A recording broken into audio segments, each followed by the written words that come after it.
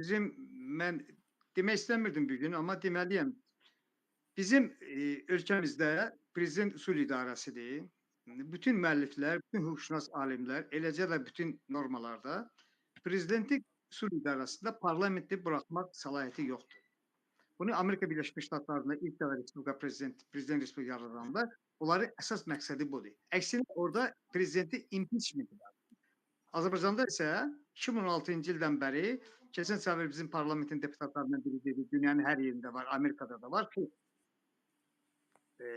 parlamenti buraxmaq yalnız parlament respublikaları baş nazirin səlahiyyəti var. Çünki orada parlamenti xalq seçmir. Baş nazirin xalq seçmir.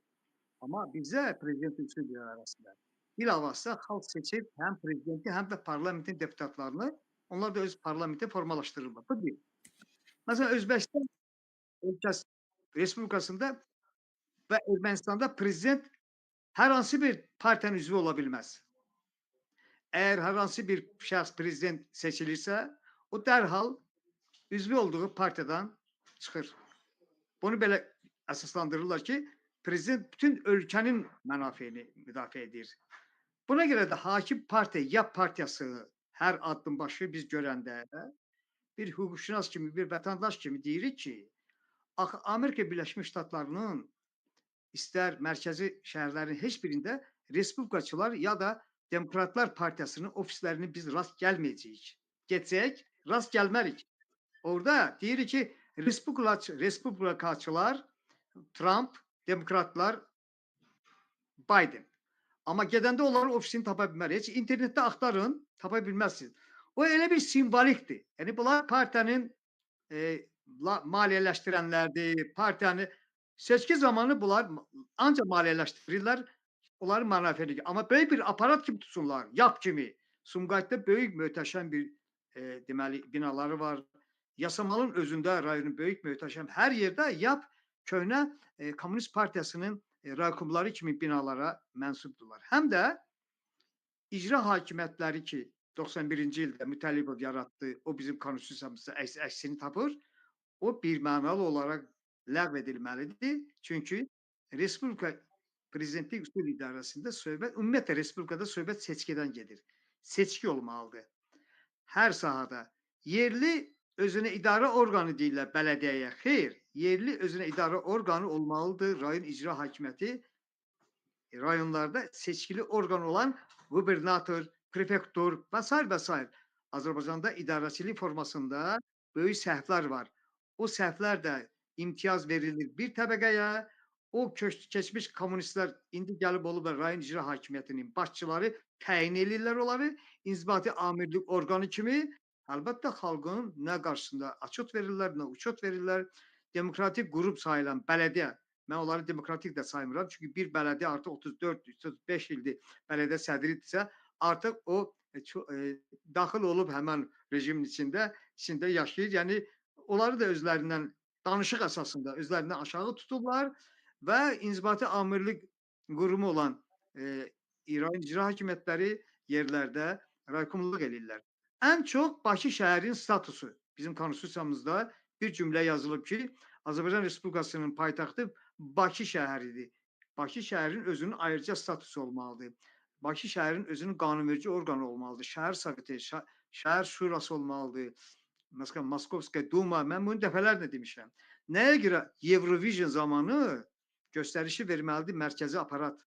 Həm idarəçilik, həm də icra orqanı. Eurovision Bakıda keçirilirsə, şəhərin meri olmalıdır. Meriya seçilməlidir xalq tərəfindən. O meriyanın icazəsi olmadan nəyə görə Erdoğanla İmam Əli arası dəyib, düz demirlər. Çünki bu bələdiyyə sədri ölkə içində ölkədir. Yəni İstanbulun bələdiyyəsidir. Demək olar ki, ölkənin Erdoğanla bir səlahiyyətə malikdir. İstanbul onun əlindədir. Erdoğan İstanbul barəsində heç bir qərar verə bilməz. Ona görə bax, diktatoriya ilə demokratiya orada bir-birini kəllə vururlar. Daha doğrusu diktatoriya demirəm, avtoritarizm, yəni uzun müddətli hakimiyyət. Çox var. Bizim konstitusiyamızda bunlar təmizlənməlidir. Təmizlənməlidir və konstitusiyaya sırf olaraq xalq hakimiyyətinə uyğun qurumlar, həm icra qurumları, həm qanunvericilik, həm konstitusiya məhkəməsi, Ombudsman aparatları, sonrakı işlərdir. Onlar haqqında, onların uzun müddətdə onlar yerlərində sayırlar. Ancaq göstərişlər əməl edirlər. Ümumiyyətlə bizim konstitusiyamızdan başlayaraq, konstitusiyamız özün tək konstitusiyamız hər yerdə bu konstitusiyada doğan Allah. Ben bir tane de demək istəyirəm ki, İlqar müəllim və Oktay müəllim. Deməli, bizim parlament olaraq biz bu məsələni yaxşı başlamışıq. Sadəcə olaraq biz həmən parlamentin, mən indi onun üçün ayrı-ayrı maddələrinə yox, əlavə maddələr əlavə etmək istəyirəm ki, o əlavə maddələr xalqın, yəni ki, vəzifəli şəxslərə vəzifə qoyulmalıdır olan qarşısında. Səlahiyyəti budur, yox. Məsələn, uzun müddət axtarırıq ki, bu sərhədi kim bağlaya bilər? Məlumdur ki, o sərhədi heç kim bağlaya bilməz. Bilməzmiş. Amma səhvən Nazirlər Kabinetinin sədrinə hansı ki, sərhədi bağlama haqqında onun heç bir sənədi yoxdur. Bir sərəncamın kopyasını da bizə göndərmir ki, bax bu sənədlə mən onu bağlamışam. Çünki yoxdur belə bir sənəd. Məsələn, parlamentin buraxılması, prezident səlahiyyətinə, belə səlahiyyətə malik olsa da parlamenti özü buraxmır. İmkan verir ki, parlamentin öz üzvləri buraxılır. Nəyə görə? Gələcəyin məsuliyyətindən qorxurlar. Gələcəyin məsuliyyətindən ki, gələcəkdə deyərlər ki, siz demokratik quruluşa uyğun olmayaraq xalqın seçdiyi parlamenti üzr istəyirəm, iti qovan kimi qovmuşsunuz. Bu nə deməkdir? Bəzi insanlar deyir ki, yox, prezident istəsə parlamenti buraxa bilər. Parlamentli respublika bambaşqa şeydir. Prezidentin usul idarəsi bambaşqadır. Prezidentin usul idarə ümumiyyətlə nəyə görə dünya prezidenti usul idarəsini qəbul etmək istəmir? Çünki bu insan hüquq və azadlıqlarını məhdudlaşdıran bir institutdur. Məcburən bunu elədilər. Nəyə görə postsovet ölkələrində Ermənistandan başqa hər yerdə prezidentlikdir? Çünki güclü əldir. Bütün prezidentlər də müharibə aparmaq istəyir. Prezident olan kimi dərhal əlini atırlar silaha. Güc hiss eləyirlər. Güc.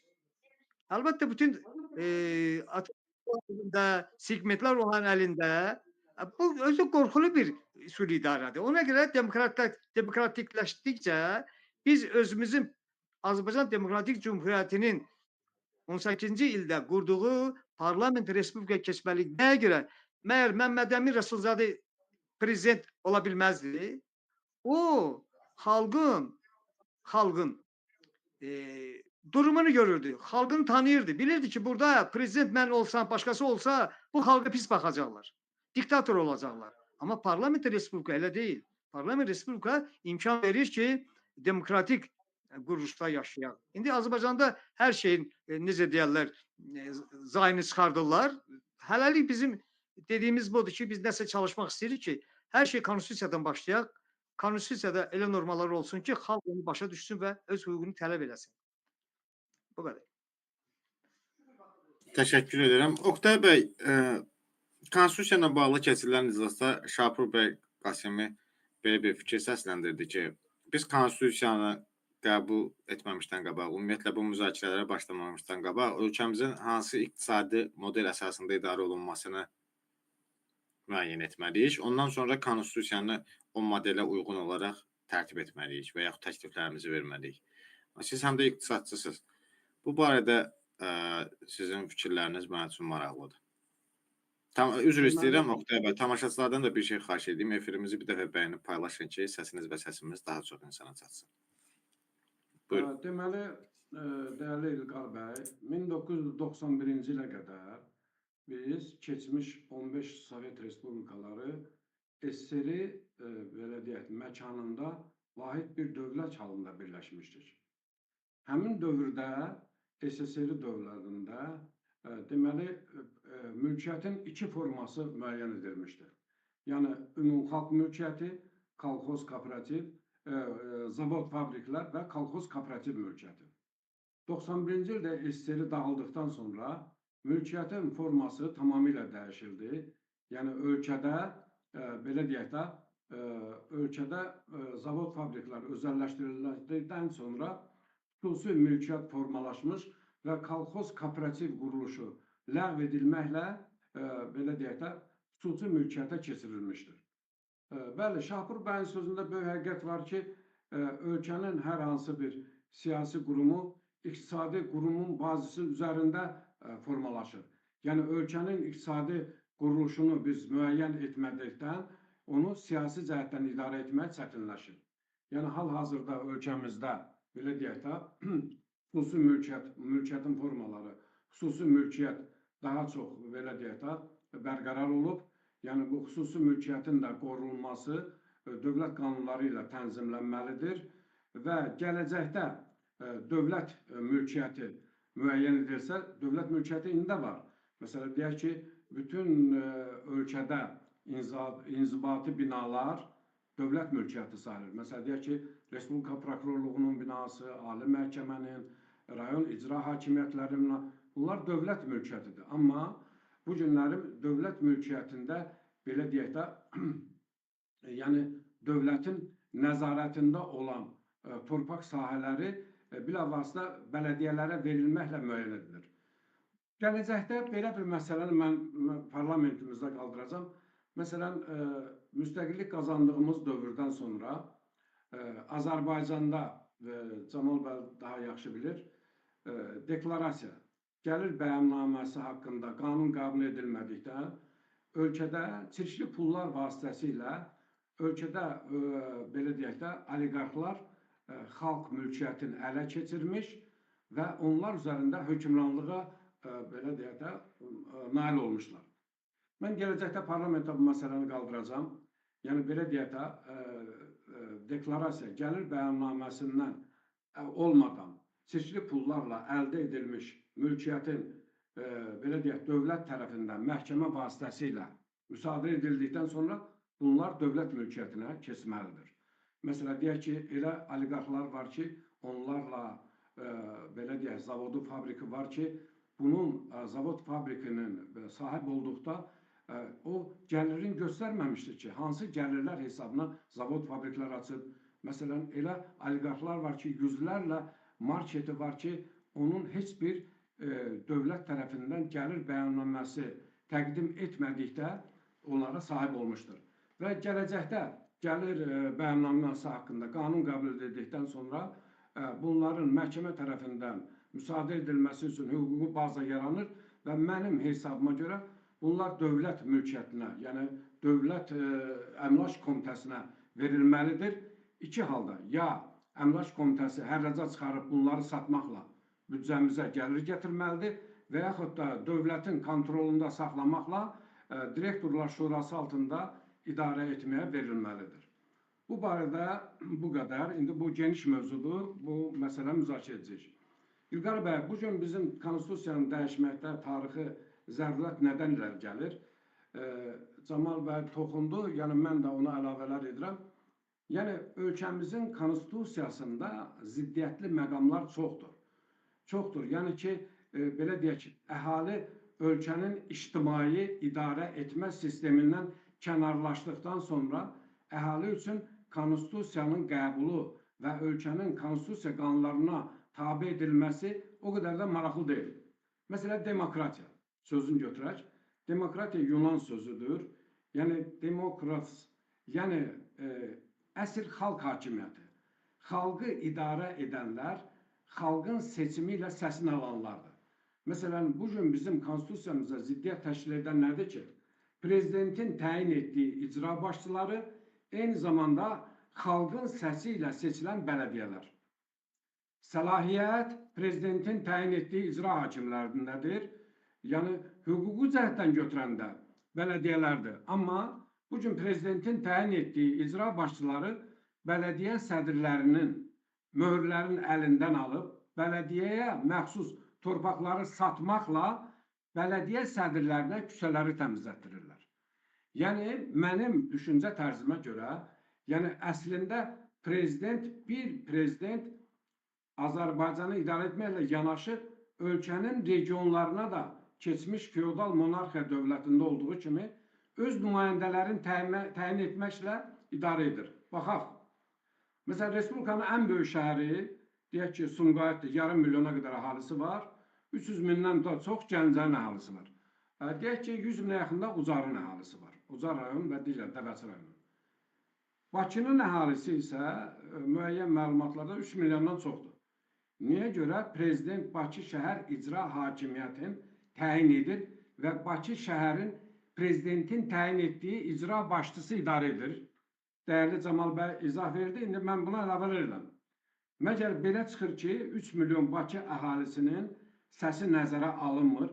Yəni prezident istədiyi vaxtı Bakı şəhər icra hakimiyyəti Hacıbala Abutalovu dəyişir, yenisi ilə əvəz edir, onu dəyişir, qoyur. Eyni zamanda Bakı şəhər bələdiyyəsi də var, amma bələdiyyənin funksiyaların icra hakimiyyəti mənimsəyir. O cümlədən Sumqayıtda götürək Gəncədə. Məsələn, mən yerləşikliklə nöqteyi nəzərində demirəm. Gəncə şəhərini idarə edə biləcək Gəncədə 10 minlərlə ləyaqətli vətəndaşlarımız var. Lakin ölkədə demokratik idarə etmə sistemi olmadığından onlar xalqa idarə edə bilmir. Ona görə ki, prezident Gəncə şəhərinə icra başçısı təyin edir, Gəncədən icra başçısını azad edir. Sumqayıt şəhərinə icra başçısı təyin edir və ona, yəni demək istəyirəm, konstitusiya ziddiyyətlərində bundan ibarətdir ki, ölkədə icra hakimiyyətlərinin başçısı keçmiş Komünist Partiyasının rayon və şəhər üzrə birinci katiblərinin modern formasıdır. Ona görə də şəhər və rayonların icra hakimiyyətinin başçıları idarə etdiyi regionların əhalisinə hesabat vermir, prezidentə verir. Baxaq, 2012-ci ildə Qubada və İsmaillidə əhalinin qəzəbinə gəldi və Quba və İsmailli rayonlarında belə deyək də xalq üsyanı baş verdi. Nəticədə nə oldu? Prezidentin təyin etdiyi adamları prezident yeni idarə üsulu ilə yenisini təyinlədi. O cümlədən Goranboyun icra hakimiyyətinin başçısı, İmişlinin icra başçısı William Hazevi prezident həbs etdi, yenisini qoydu. Amma xalqa elan edilmədi axı. İndi götürək bələdiyyə idarə etmə sistemini. Məsələn, deyək ki, Gəncədə və Sumqayıtda, istər Uzar rayonunda bələdiyyə sədrləri seçki yolu ilə müəyyən edilir. Gəncə şəhərində seçilən bələdiyyə xalqın etimadını doğrultmadığı üçün növbəti seçkidə səs almır. Onu, belə deyək də, seçkidə hətta namizədliyin versə belə, o prezidentə yox, regionda olan əhalinin maraqları müdafiə etməklə yanaşı xalqa hesabat verir. Sən seçki müddətində istər Gəncə şəhərinə, istər də Sumqayıt əhalisinə nə verdin? Yeni bir namizəd deyir ki, onun regionu, şəhərin idarə etməsindən yaxşı mən idarə edəcəm və əhaliyə bu, belə deyək də, yenilikləri gətirəcəm. Yəni, xalqın seçimi yoxdur. Ölkə bir nəfər şəxs tərəfindən regionlara təyin edilmiş adamlar idarə edir, prezident tərəfindən idarə edilir. Bundan başqa da burada çox bir irtica məqsəd var. Məsələn, rayon və şəhər icra hakimiyyətlərinin başçısı bir neçə funksiyanı yerinə yetirir. Bir, onlar şəhər və rayonların icra başçısı təyin edildikdə prezident aparatından verilən göstərişi yerinə yetirilməlidir. Bu hansıdır? Saxta seçkilərin, parlament və prezident seçkilərin qarantısan. Əks tədbirdə vəzifəndən azad olunacaqsan və sənə cinayətçi qaldıracaqlar. Yəni, rayonlarda bələdiyyə elə bir əhəmiyyət kəsb etmədiyindən əsas məsələ parlament və prezident seçkilərində rayonda total saxtakarlığı həyata keçirməlisən. İndi baxaq, Gəncə şəhəri, əhali istədiyi adamı, Gəncənin ən layiqli nümayəndəsini bələdiyyə seçir və artıq prezident ona təzyiq göstərə bilmir ki, sən prezident və parlament seçkilərində prezident aparatından verən nümayəndələri təyin edəcəksiniz. Çünki bu seçkili orqan olduqda səhər Gəncənin icra bələdiyyə sədri deyəcək ki, mənə saxta təzyiqlər olduğuna görə istefa verirəm, mən saxta seçkilərə getmədim. Yəni, demək istəyirəm ki, konstitusiyamızın maddələrində ziddiyyətlər var. Bu konstitusiya bizim xalqı xoşbaxt gələcəyi yox, avtoritarizmin son həddini aparır. Yəni, sonda çıxışımın demək istəyirəm ki, baxın, dəyişməyən uzun müddətli hakimiyyətlər bəşər tarixində heç bir xalqa xoşbəxtlik gətirməyib. Belarusiyada 30 ildən artıqdır prezidentdir. Rusiyada 25 il, bizdə isə bir ailə hakimiyyəti 32 ildən yuxarı hakimiyyətdir. Yəni, əslində seçki nədir? Seçki hakimiyyətin xalq yolu ilə dəyişdirilməsi.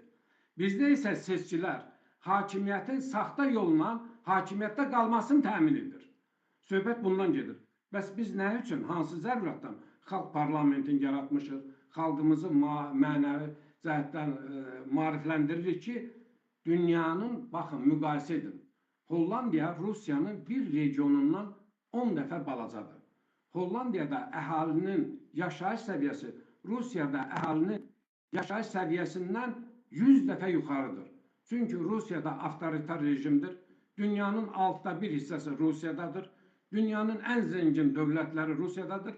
Lakin avtoritarizm idarə etmə sistemi xalqı məcbur edir ki, zibil qutusundan çörək axtarsın. Demokratiya və avtoritarizmin fərqi budur.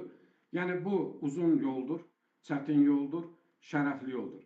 Yəni biz bu yola çıxmışıq ki, xalqımızı demokratik yolla hakimiyyət dəyişikliyinə gətirmək və elə etmək ki, prezidentin belə deyək də səlahiyyətlərindən sui-istifadə edib, səlahiyyətlərin hüdudsuz etməsinin qarşısını almaq, o cümlədən prezidentə impeachment məsələsi gündəmə gəlməlidir. Bundan başqa, məsələn, konstitusiya bizdə, ölkədə konstitusiya nəzarət edən ali orqan Konstitusiya Məhkəməsidir. Konstitusiya Məhkəməsinin də sədrin prezident təyin edir, işdən çıxarılır. Məsələn, Amerikada Trump seçilib prezident, 100 günü tamam olmayıb, artıq ona xalq impeachment, yəni onun səlahiyyətlərindən kənarlaşdırmaq məsələsini gündəmə gətirib. Lakin Azərbaycanda prezidentin impeachment qoymaq məsələsi qeyri-mümkün olub, ona görə ki, avtoritar idarə etmə sistemidir. Əgər demokratik yolla prezident seçilsə, prezidentin, belə deyək də, impeachment məsələsi də gündəmdə qalar və parlamentdə müzakirə olar. Bu qədər. Başqa nə sualınız olsa cavab verməyə hazıram.